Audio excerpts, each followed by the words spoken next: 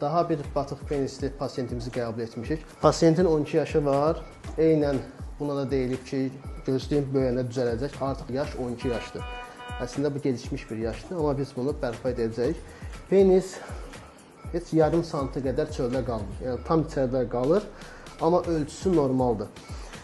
Əməliyyat vasitəsindən korreksiya edəcəyik. Bu uşaqları boş yerə gözləmək olmaz. 13 yaşdan sonra cinsi yetkənlik başlayır.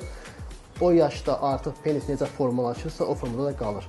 13 yaşa qədər bu problem həll olunmalıdır. Ən yaxşı dönəm isə 1 yaş yarımdan 3 yaş arasındadır.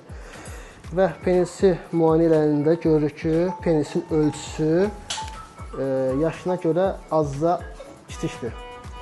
Amma əməliyyatdan sonra çox fərq edəcək, normal olacaq və artıq o psixoloji sarsıntı ki var, bu aradan qalxacaq inşallah.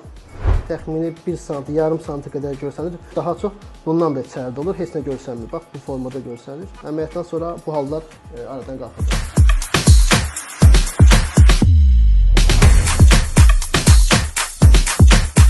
Kəsəcək yerlər işarələndi. Bu işarədən kəsilər atılacaq. Bu uşaqda dəri də çox kəsilir. Yəni ön tərəfdən dərisi yoxdur.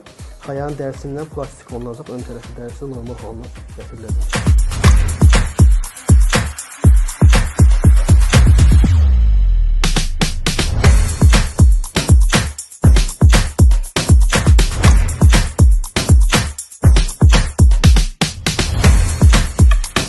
Əməliyyatımız yekunlaşdı. Artıq bu uşaq batıq penislikdən qurtuldu.